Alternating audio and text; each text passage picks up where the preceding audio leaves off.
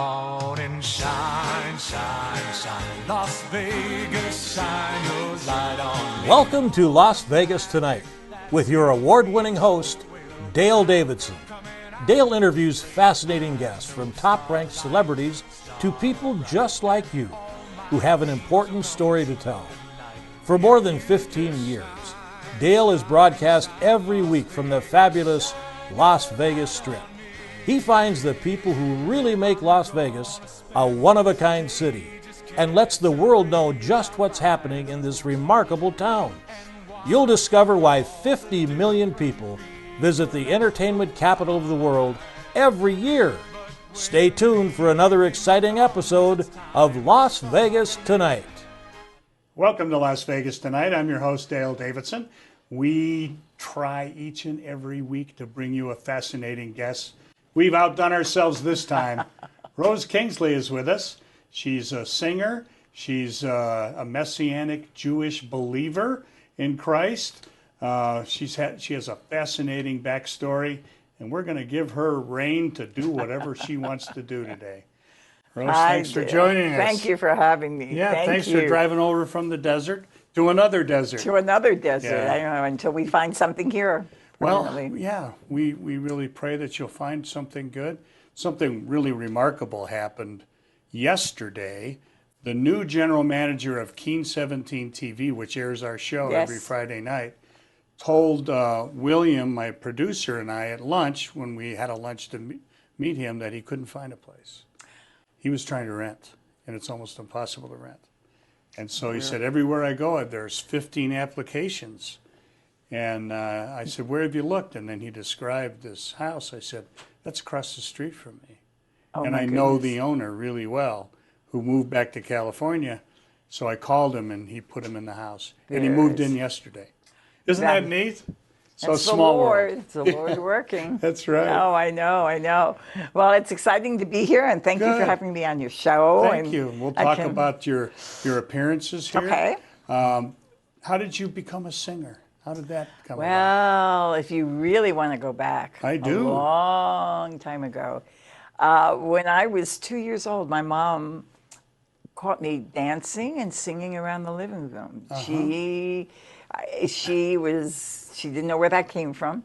And then she took me at 3 years old, to dancing school. Wow. And the first lesson, because I guess the diva in me started at 3 years old, the teacher asked me to do a movement, and I couldn't do it. So I sat and cried. And I ran back to my mother, and I sat and cried the whole lesson. And she took me back about 4 or 5 times, and I didn't want to dance. Yes. I cried. So my mother goes, oh, well, I guess she doesn't want to be a dancer. Well, about a year and a half later, I had a parakeet, and his name was Pretty Boy, and I loved him. I woke up one morning, and my mother told me that Pretty Boy went to heaven. I was devastated. Oh. So she said, what would you like, another bird, a toy? And I was about 4 and a half, almost 5. And I said, I want to go to dancing school. She said, but I took you. And I said, I want to go now. And that was it. That did it for you. That was it. Thank the Lord for timing. the bird. It was God's timing. It was the bird's fault. Yeah. But and at 7 years old, my dance teacher told my mother she's going to be a ballerina. I had the makings to be a professional, and she was right. And at 14, I had a scholarship to American Ballet Theater. Wow, that's not nothing. And then at the same time, on Saturdays during high school, I was registered and accepted at the American Academy of Dramatic Arts in New York. Okay. And I started taking voice lessons, and that is how that began. Now, would you like me to go further and tell you how getting to the big stage occurred? Yes. When I was 15, I was watching, I believe it was CBS, a program that the new Metropolitan Opera in New York City had just moved to Lincoln Center. Oh, okay. And they were talking about their production of Antony and Cleopatra, and they needed extras, and they needed people who could dance, people who could act, and so I thought, oh, okay. That's a huge show. So, unbeknownst to my mother and father, I wrote a letter to the Metropolitan Opera at 15 and told them who I was. And I was, attending the American Academy of Dramatic Arts. I was at American Ballet Theater. And about 3 months later, the phone rang at dinner time, and I answered it. And they said, this is the Metropolitan Opera. And we read your resume, and we have a part for you in the Opera Lohengrin. Can you be here tomorrow at 10 a.m.? And I said, sure. And they told me where the stage door was, and I hung up. And now I was only a sophomore in high school, okay? And Mom and Dad had heard nothing about this. So we're sitting at dinner, and very matter-of-factly, I said, by the way, I'm not going to school tomorrow. And my father said, what? What do you mean you're going to school? I said, no. I said, that phone call was from the Metropolitan Opera. And my father went, oh, come on. And I said, really? And he said, well, he went over to the phone, and he dialed, the little black phone with the dials, right? And he dialed, and he got the Metropolitan Opera, and he confirmed it. And they said, yes, we have a part for her tomorrow. And that was the beginning. They put me in the Opera Lohengrin, and you'll never guess the part I had. Wow. I played the part of a nun. Wow. And I was 15. And that just snowballed, and that was the beginning of my association with the Metropolitan Opera. And I started going up the ladder. And then I realized being on the stage with all these great singers, that's what I wanted to do, because I knew the life of a ballerina wasn't long. Yeah. So I applied to Juilliard, and I had been studying voice, and they accepted me. And then one of the conductors at the Met said, what are you going to do? And I said, I'm going to Juilliard. And he said, why don't you sing for us? And I was 17, I was about 18. And I sang for him, and he said, you have a great voice. Would you be interested in us training you in the Young Artists Program? And I thought, well, you don't say no to that. So I accepted that, and I went to Juilliard as a special student, and I studied my musicality and languages there. And that's how it began, and just, And were you living in New York then? New Jersey. New Jersey. We were 40 minutes across the Hudson River. Okay. And how long did you continue to live there? And work at the opera? Till I was 22, and then, you know what they say, sometimes you have to go away to prove your greatness, and then you can come back. Yes. Well, then I had an opportunity to perform with the Florida Grand Opera at the time. And I was there, and then we moved to Houston, and I was with the Houston Grand Opera. And then it was a period of 10 years, and I said, it's time to go back to the Met. Back to New York. And I went back, and I auditioned.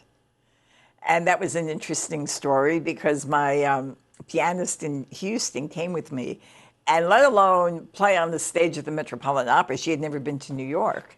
And she was more nervous than I was. And I kept thinking, she kept saying, well, which aria are you going to sing? And, oh, no, maybe we'll do the other one. Oh, and I said, stop, you're making me nervous. Yes. But we got on the stage at the Met, and I couldn't see, but there was a man in the back, and he goes, well, how are you? And I couldn't see, and he goes, it's me, Larry. And I said, Larry? It was Larry Stayer. He remembered me from being at the Met 10 years prior. Wow. And I said, I'm good. And I was like, okay, I know someone. And he said, okay, what are you going to sing for me today? And I said, well, I brought the aria from the Magic Flute. I brought aria from La Boheme and from Carmen. He said, and then I said, I could do the dying act of Swan Lake. And he said to me, I've seen enough dying acts, he said, today. He said, so, and I said, okay. And I did the Magic Flute aria, and I guess I impressed him. And he said, so, is this your right address and your right phone number? And I went, uh-huh. And when we left, I said to Margot, my pianist, I said, I think he liked me. And she said, how do you know that? And I said, you know something, you just feel it. Yeah. So I went back to Houston, and 2 weeks went by, and Nothing. Didn't hear from them. So only Rose could do this. I picked up the phone again and called the Metropolitan Opera, and I asked for Larry Stayer, and You have to. they put me through. And his secretary said, "Who's calling?" And I told them, and about a minute went by, and he got on the phone. He said, "You know, I was just about to call you." And I thought, okay, so far so good. He said, "Now, do you want me to lie to you, or do you want me to tell you the truth?"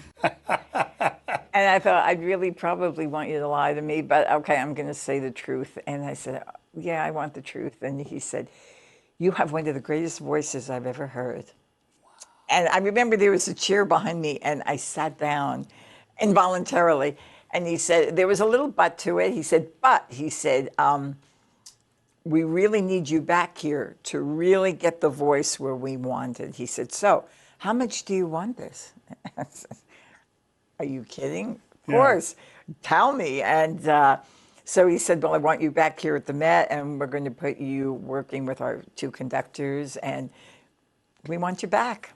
And that's how it began. And then the career just, Yeah. went from, standing next to Luciano Pavarotti and then Placido Domingo, and it was so How exciting. surreal. How exciting. Yeah.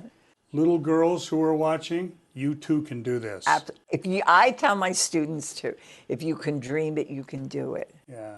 You That's know, amazing. and then I went on to become professor of voice at Cal State and Auburn University, and then started my own school. Oh, And that's how I got to California, the Opera Institute of California in San Jose, and I had over 300 students. Oh, Lord. And a lot of them are on major operas and Broadway stages. That's today. amazing. Yeah. And then you started singing different kinds of music at that point, or were you just doing opera? Just doing opera, Okay. really. But I don't know whether you want to talk about that now or we want to segue into that. Yeah, let's segue into it. I lived in Monterey and was teaching at Cal State Monterey Bay and commuting to San Jose. And then when I was offered an opportunity at Chapman University, which is a big school in California. I know it, yeah. And they were sending me students to my opera institute, and anybody who studied with me and went to Chapman would get credit. So, but then they made me an offer, and they said, "We have a campus in Palm Springs." Now, at the time, we also had a home in Palm Springs. Like a that could work second. out. So I thought, well, this is going to be wonderful. I moved there, and we started working on course descriptions, and it became such a big deal that they wanted the institute to move to Orange County on their main campus. Chapman. Right. Yeah. And I had just moved, and I said, I can't do that. So we started the International Opera Institute in Palm Springs, which we still have. Oh, okay. And I'm still teaching. We do performances, and we do operas, and so that's still part of me, okay? That's great. Now, that's wonderful. Segue into my new genre. My wonderful husband, who I'm married to now, Norm. We both were married, and I think we'll probably get how we met into maybe another segment of it. But we were dating at the time, and we went out one evening to a place called Vicky's of Santa Fe, which is a pretty prominent jazz club. Oh, okay. And a friend of mine, Pat Rizzo, who plays sax and was a very, very famous sax player, played for Sinatra. Wow. He played for Sly and the Family Stone. He would call me up, and I would always do something operatic. But that night, I don't know what possessed me. It was probably the Lord. And I did a jazz number. And Pat fell off the chair. He said, "I didn't know you could sing like that." Yeah. And I said, "Yeah, I can do that." And my husband was in the audience, and he noticed the look of the people. We're like, "Wow, this is great." Yeah. And at the piano that night was my new musical director-to-be, Bobby Corwin, who was the son-in-law of Johnny Mercer, played for Johnny for 20 years, collaborated with him, played for Carmen McRae, Anita O'Day, Peggy Lee. He's phenomenal, and he's 87 years old, and he's going strong. That's great. So he became my musical director, and we started recording. My husband became a musical recording manager, and we did our first CD and on to our second. And this genre has opened up that I've been in New York, back in New York, at Birdland. Oh, sure. At Feinstein's. That's not nothing. And all the great, and I'm back at, last year we were back at Lincoln Center. I'm back at Lincoln Center. Back at home. Back at home, but I was not doing opera. I was doing the Great American Songbook. Yeah, which is what you're on tour doing now. Yes. Okay, yes. great. We need to take a brief Oh, break. good. Do I a got so little much to commerce tell you. here, and we're gonna talk about your faith too. Okay. There are a lot of people I think will be fascinated by that. Rose Kingsley is our very special guest. We'll be back with her right after this.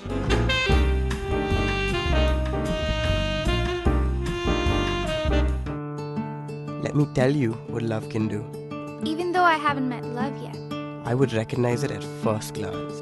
love is serenading me with a guitar and singing all my Bollywood songs. Love walked in with a pink dupatta on the first day of college. I know what love I can do. know what love can do. Maybe I'm looking at it in the wrong place. The love I was looking for finally showed up. Love acknowledges me based on what I bring. Love didn't like Bollywood songs anymore. Love hates the real me. I tried my best to keep this love. But it changed. It faded away. I feel ashamed of myself. I don't think I can be loved or belong to someone. One day, unexpectedly, love came to me. I barely recognized it. Love looked different and accepted me as I am. This love is Jesus. He made me in His image and bought me with His blood. He showed me that He died for me, and the blood that was spilled had my name on it. This is the purest form of love I have ever seen. He tells me I am loved when I'm looking to others for acceptance. He tells me I am loved when nothing feels right. He tells me I am loved when I'm waiting for someone else to love me. Jesus still loves you no matter what. Don't harden your heart. Love Him again. Hi, I'm Dale Davidson, host of Las Vegas Tonight. You know, radio has an enduring place in the heart of America. Sometimes it's music that can enliven your spirit or keep you company when you need some. More often for me, it's just been the right spoken word or two that can quiet my mind and soul. Radio brings me a reassuring word in the quiet of night or a welcoming voice early in the morning as I shake off the night's sleep and find my way into God's purpose for my day. And always, I find the best radio station is the one that brings me the best news, the gospel of Jesus Christ. My favorite radio station is KKVV in Las Vegas, Nevada. It's still right where it's been for years, at 1060 on the AM dial, hovering over Sin City like a gospel airship, broadcasting the good news of the abounding love that Jesus Christ has for every single one of us. No matter who you are or where you live, you can receive God's Word via the KKVV Gospel Airship. Just go to kkvv.com and click on Listen Live. KKVV is using all the tools that God's provided them, like podcasting and video streaming and video on demand, to produce programs that lift up our fellow believers and save the lost. If you feel a calling to speak to others about Jesus Christ on your very own show, pick up the phone and call the station. They'll be happy to tell you how. Call KKVV today at 702-731-5588 or drop them an email at kkvvradio@hotmail.com. Please join me in becoming part of the KKVV family. You'll be glad you did.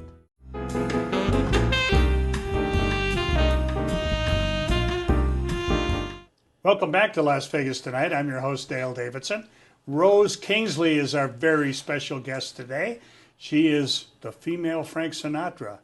Somebody said that, Yeah, didn't they? someone in New York said that. That's fantastic. One of the critics who came to see me at Birdland when I opened there. Yeah. And I have a story about that because here I am at Birdland, the greatest jazz known place, I guess, in the country. Sure. You know, anybody who's great, Ella Fitzgerald, all of them.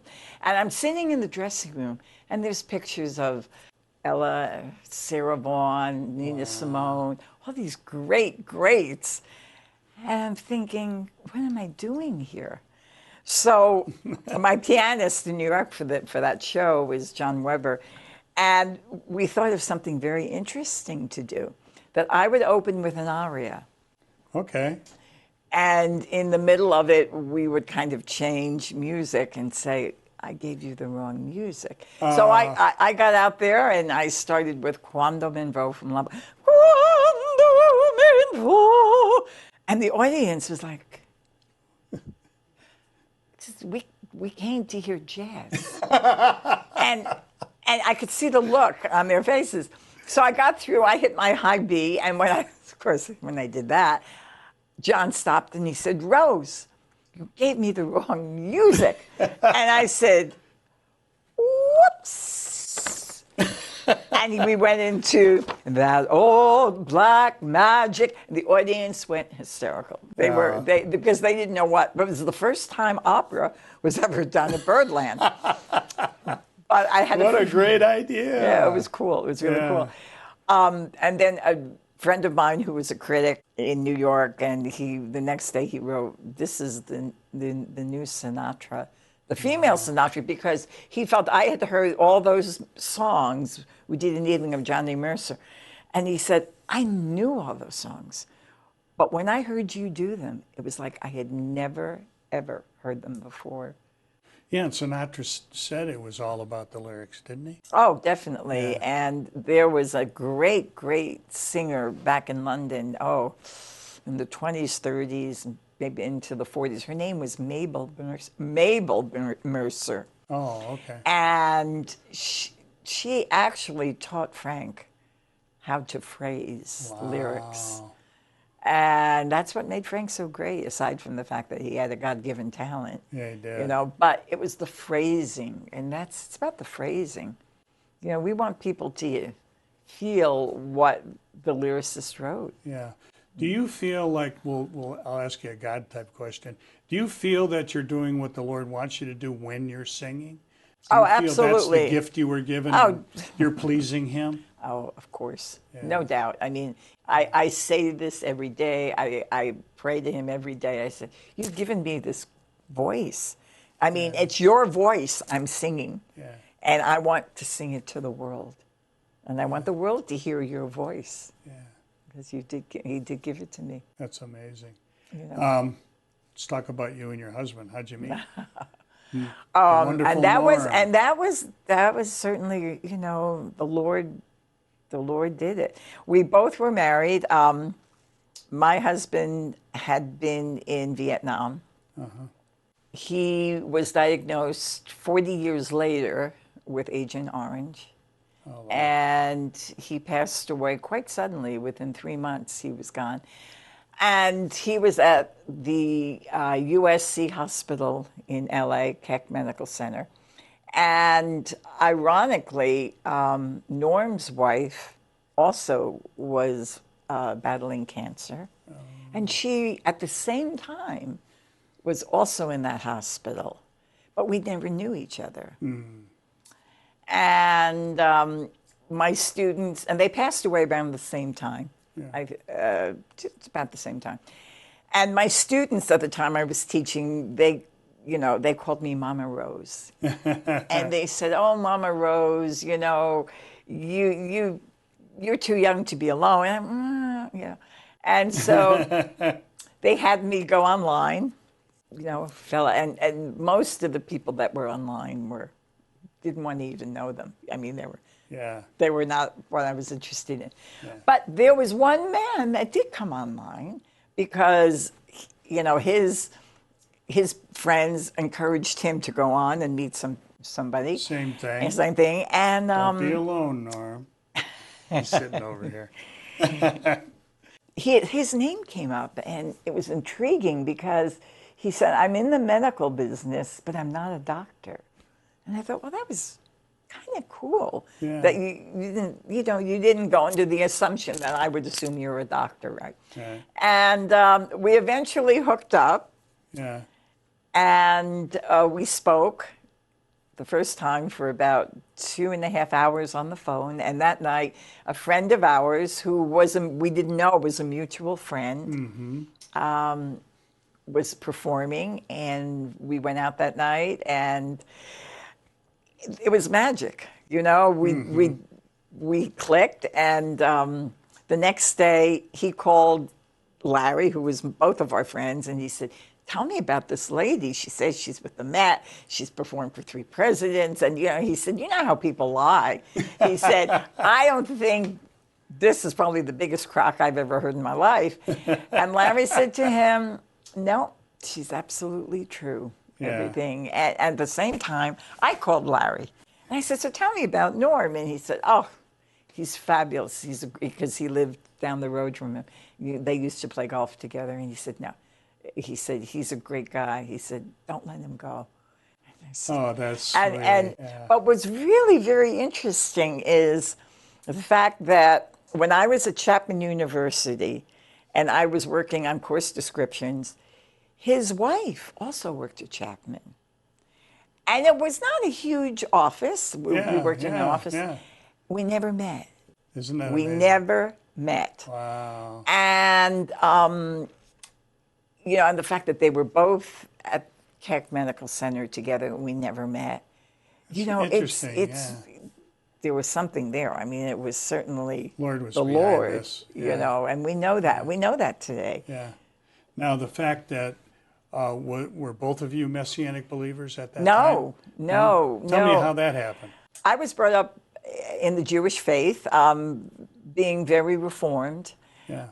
My mother was Jewish, but she, in her own way, believed in the Lord. She did, and she encouraged me to go to church with my girlfriends. And it's funny because in the time of when I would feel very lonely, and after my husband died, I would go to church. I would find a church to go to when no one was there, and I felt I needed to pray to him. Yeah. So I met Norm, and he also was a Reformed Jew. Yeah. And when we met Bobby Corwin, who is my musical director, Bob is also a Messianic Jew. And he, over the last 7 or 8 years, would, you know, talk to us about the Bible. And then one day, he just looked at us. He said, "Are you ready to accept the Lord?" And we both said yes. Wow. And we found a wonderful, wonderful congregation in Palm Springs. And if we move here, I guess we'll find another great congregation. Yeah. And his name is Paul Lieberman, and he started the Messianic movement in Israel in 1972. Yeah. Well, I think there were only 25 or 50. Now there are, I think, 250,000 Messianic Jews. And he said every year it grows and grows and grows and grows. Yeah, it's happening here in Las Vegas in a major way. There's one or two Messianic synagogues now, and more on the way, more in line. And my friend I told you about, Rabbi Shmuel Oppenheim, told me that there's such a great harvest that could be had, because he said in Las Vegas, for example, and this must be true in California as well, he said there's 100,000 Jewish people in Las Vegas, and he said 70,000 of them have no connection to their faith. Interesting. Isn't that something? That's very interesting. Yeah. And let alone, know the Lord. No. So that says there's a real harvest to be had, don't you think? Oh, definitely. And I think that what Jews and my bringing up in the Jewish faith is that the Jews are taught to believe, and the rabbis are taught to believe what the Rebbe says. Now, the Rebbe is, I guess, to the Jews what the Lord is to us. But the Rebbe, everything is written by the Rebbe. And he's the one that, in the Old Testament, they talk about Jesus and they talk about exactly what is to happen. But they don't say that. If you were to ask a Orthodox rabbi, they would say to you, oh, that doesn't mean the Lord is coming, Jesus is coming. That means Israel is coming. So they change. Isaiah 53 is one they always. There we go. Yeah, they rarely will read in the synagogue. Exactly. And for that same reason, I think. Yes. Yeah. And, we're just so happy to be part of this, and we believe in him. And since things are really happening, and, They say that Messianic Jews, in effect, are completed Jews. Do you feel like that's the case? Definitely. Yeah, and we call him Yeshua. And, which was his name. His name, Yeshua HaMashiach. Yeah. And, it's so enlightening. And it's, we go every Saturday morning and we hear the scriptures. And then Paul will read the scriptures and then he'll explain what it is. Not only explain, but he sometimes, all the time really, has a way of tying in what's happening in the world to a scripture. And it's so exciting. And a lot of people don't understand that they don't have to give up their Judaism in order to be Messianic Jews. Exactly. Everything else is the same, right? Everything is the same, except we believe that Jesus and Yeshua is the Messiah. And he will come back. And we're waiting for him. And right now we're coming up on Passover, and I'm going to go to a Seder at my friend's congregation, and it means so much. And to understand, and Christians need to understand this, the Bible is all about Jewish people, period. I think Luke is the only non-Jew that wrote an entire book in the Bible. So they need to understand that's where their heritage comes from. Right, and as Messianic Jews, we also believe that there's only one Bible. Yes, that's right. This is some people, it's the Old Testament. Oh, this is the New Testament. No, it's all one. It's all one book. It's all one. Yeah. And you can read about Jesus, as you said, in the prophecies and otherwise throughout the Old Testament, throughout the beginning of the book. Oh, and, yes. There it is. Hundreds of prophecies that all came true. And were fulfilled in Jesus Christ. So what a wonderful way to live. Oh, it's exciting. And I thank him every day. I do. And I know Norm thanks him every day. And every time something good happens, we thank him. That's it. You have to. You have to thank him. He's there for you. And he's kind. He's kind, and he wants to see you happy. Yes, he does. But he also wants in return for you to love him. That's true. Let's talk about what you're doing now, the Great American Songbook. Yes. Right? And you were here in Summerlin. I was. Performing. 2 weeks ago. Did you like the venue? I love the theater. We're going back. We're booked in July, September, November, possibly December. Wow. We're excited because I love the theater, and I guess they like me. That's good, obviously. I hope so. They keep booking you the way they do.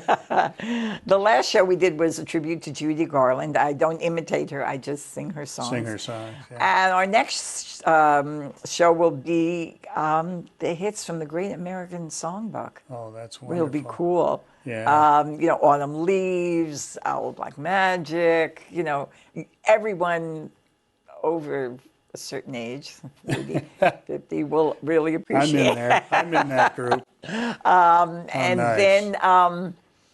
in November, we're doing a very interesting show, which is a part of me you don't know. It's called The Diva and the Astronaut. Wow, what's that? Well, it's a true story about Rose's life. Really? Well, we got to save that for next time because we're running out of time. Okay. We only have a minute or two left, and I wondered whether you would do me a favor and address your camera right here, and spend a minute just bringing people to Christ? Well, you know, He is our Savior. He is our Lord, and He's there for you. He is everything, and He wants to see you happy, and He wants to see you well, but He also wants you to love Him and be kind to Him, and know who He is. So please, you know, give Him your love.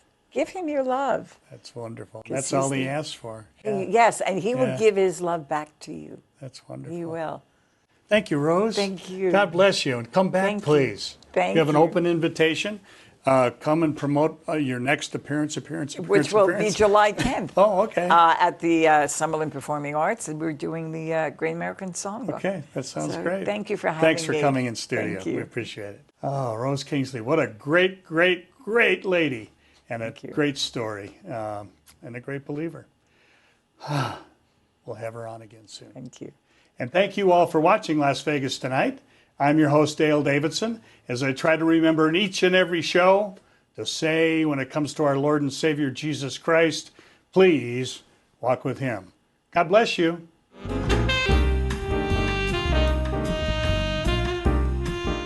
Because I love you anyway, coming from the rain. And it looks like some disguise. Now that I know you, alright. Time has left us older, wiser. I know I am. Isn't it rich? Are we a pair? Me here at last on the ground, you in mid-air. And where are the clowns?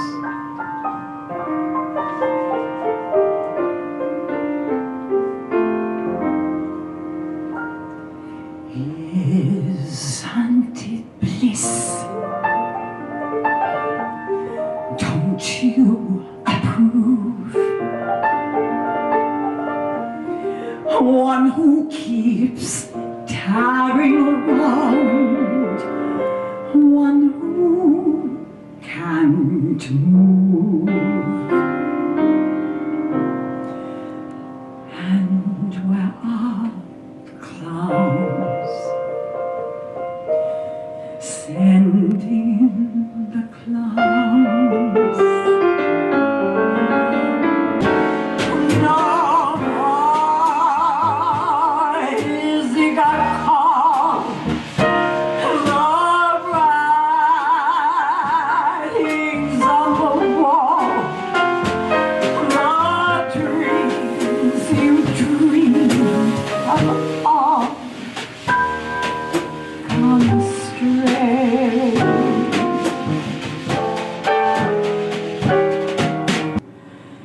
What do you start? Do you allow yourself a little time to cry? Or do you close your eyes and kiss it all goodbye? I guess you try. And though I don't know where, I don't know when, I'll find myself in love again. I promise there will always be a little place no one can see, a tiny part within my heart that stays in love.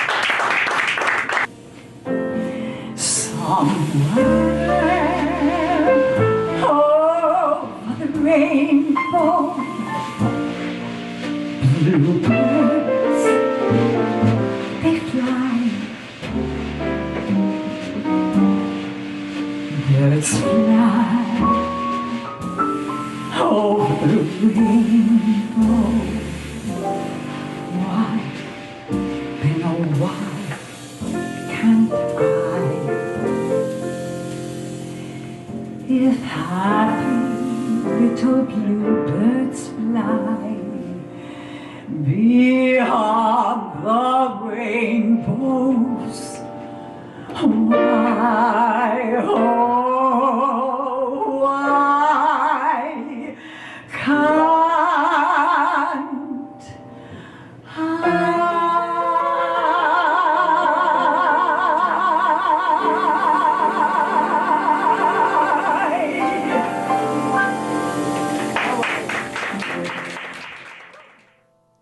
the autumn leaves drift by my window? The autumn leaves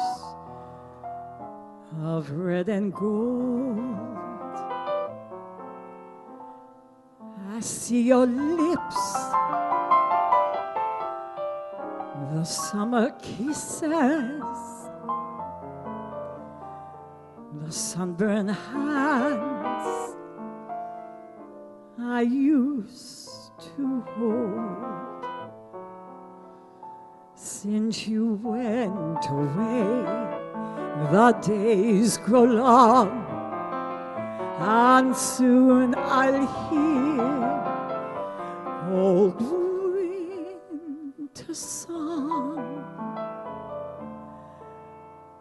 'Cause I miss you oh so much, my darling, when autumn leaves start to fall. C'est en chanson que nous ressemble. Toi tu m'aimais, mais je t'aimais. Nous vivions tous les deux ensemble. Toi tu m'aimais, mais je t'aimais. Since you went away, the days grow long, and soon I'll hear old winter song.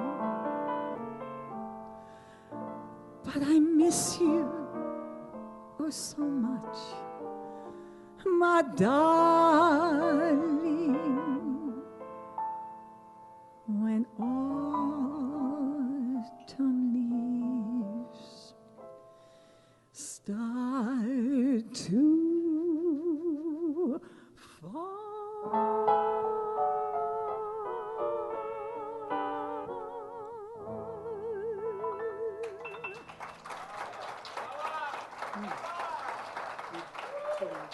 Thank you. And when you croon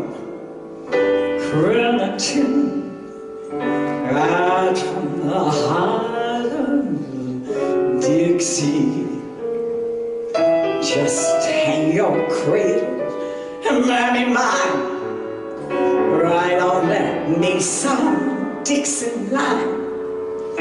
I'm swinging from Virginia to Tennessee with all the love that's in ya. Weep no more, my lady. Oh, sing that song to me. And although Joe, just as though he had me on his knee, a million baby kisses I'm gonna deliver.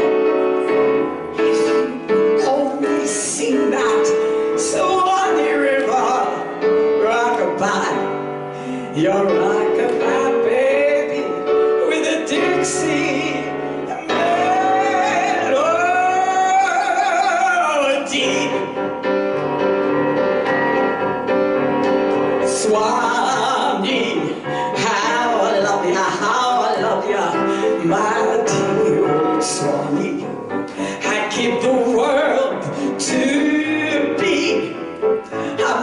those folks in tags. Even though my knees waiting for me, praying for me down by the Swanee. The folks up north will see me no more when I get to that Swanee shore. Oh, you know, my lady, oh, sing that song to me. I know no joke, just as though he had me on his knee. A million baby kisses I'm gonna deliver if you only sing that Swanee River rockabye, your rockabye baby, with a Dixie melody.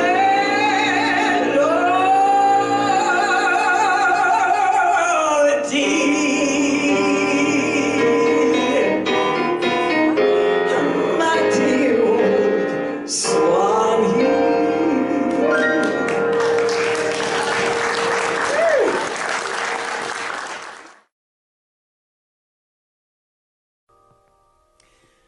I don't know why I'm frightened. I know my way around here.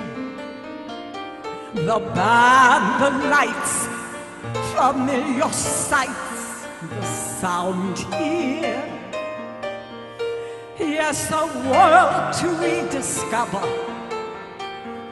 but to stop my heart from pounding. And I need a moment. The whispered conversations in overcrowded hallways, the atmosphere as thrilling here as always. You just can't replace the feeling of the magic in the music. Why, everything's as if we never said goodbye. I've spent so many evenings just trying to resist you. I'm trembling now and thinking how I've missed you. Missed the fairy tale adventure in this ever-spinning playground. We were young together.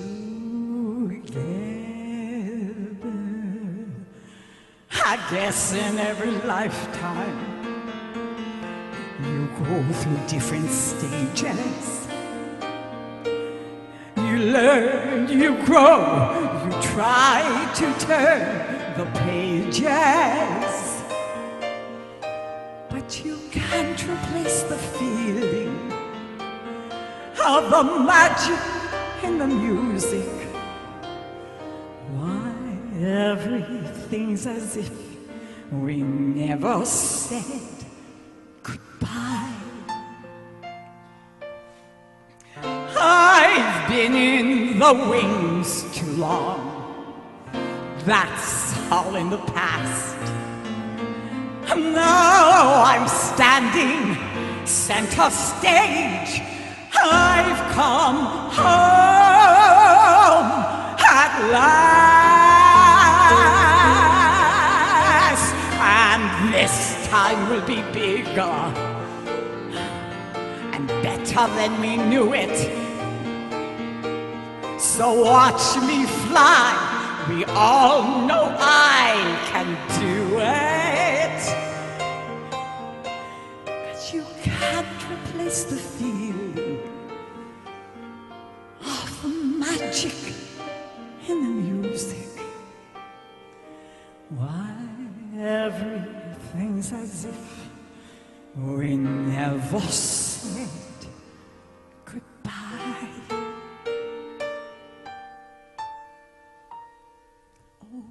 please don't ever make me say goodbye.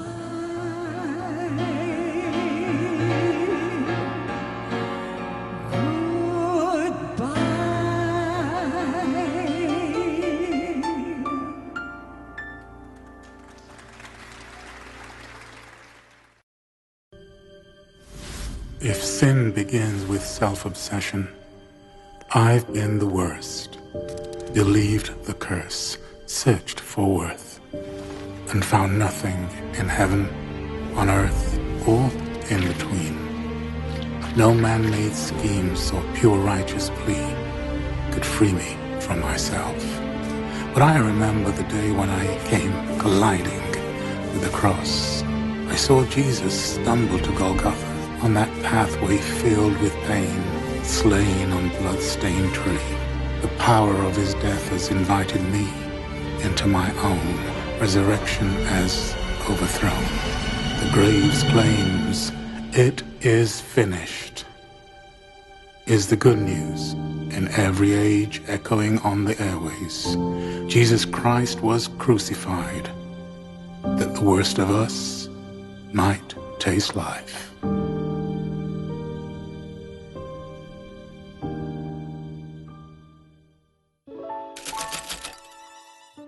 What is the Bible? What does it say? Why do people care about it? And what does it have to do with you?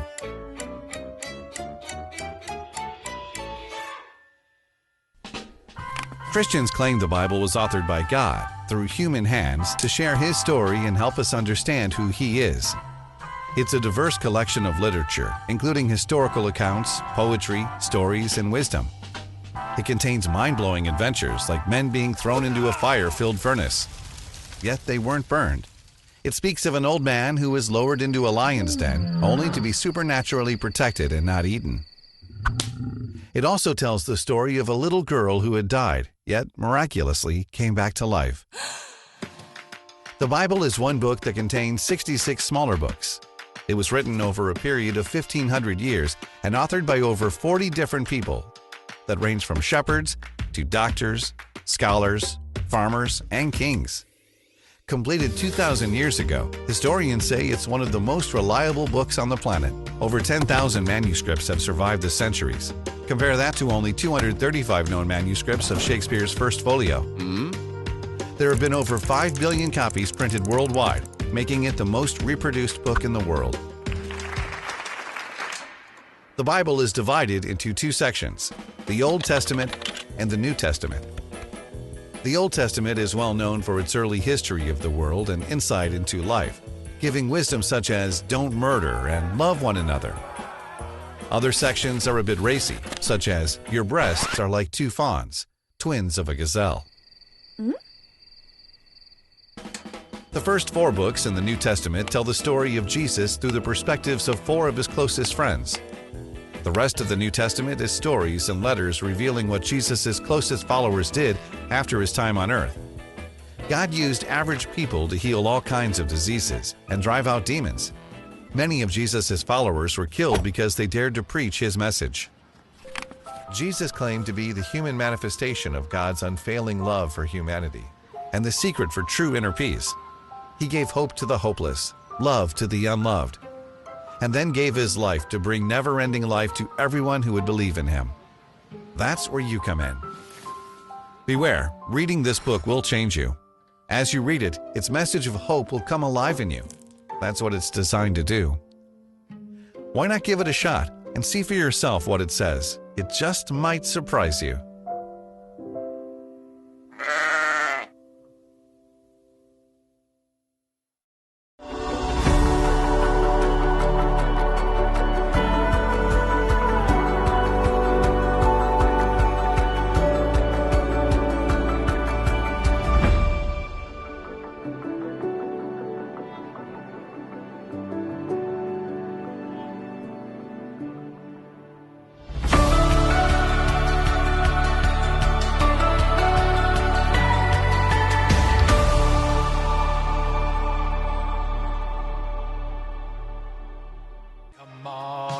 Shine, shine, shine, Las Vegas, shine your light on me.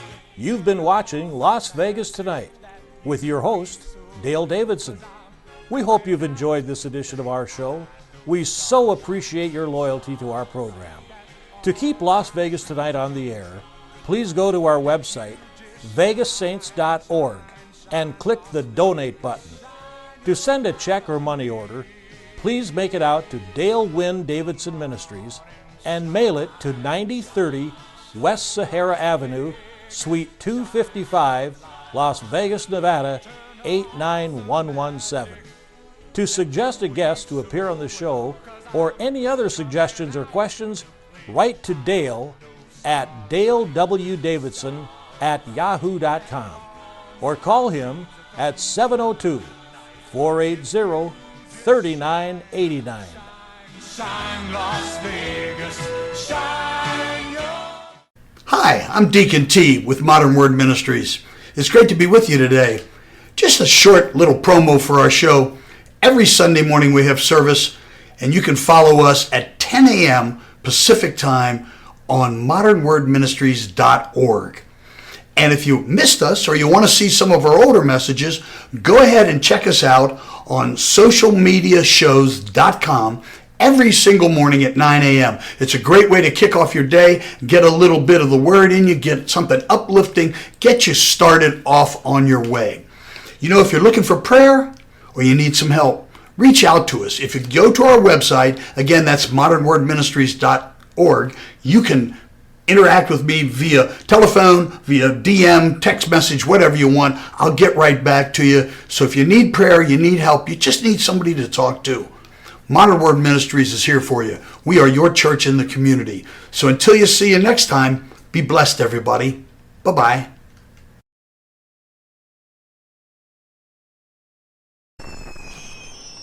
Traditional TV is going away. Hollywood is starting to fade. People are demanding real stories from real people. Our voices are now being heard in our own way. Podcasts, Facebook, Twitter, YouTube, and TikTok Live are becoming the norm. Internet TV has now reached the highest demand in human history. Social media shows is now the new media of the century.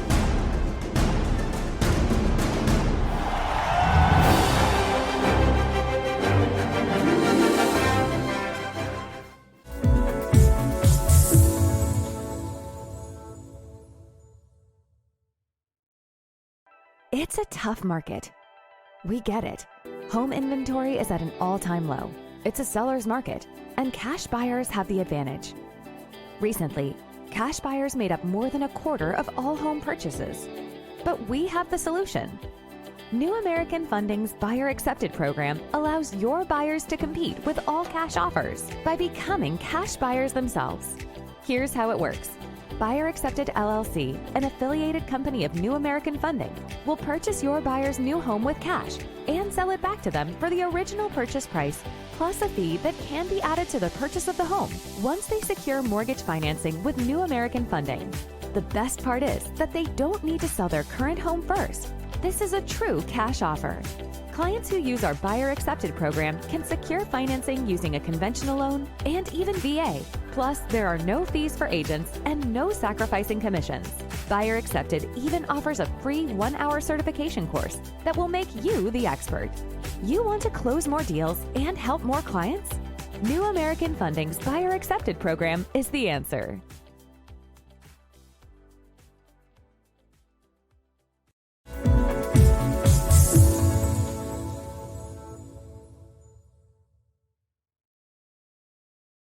Now on digital and DVD. Hit it. Space Wars Quest for the Deep Star is an epic sci-fi adventure. Do what needs to be done. An edge-of-your-seat wild ride. We have company. Tons of popcorn-munching fun. 5 stars.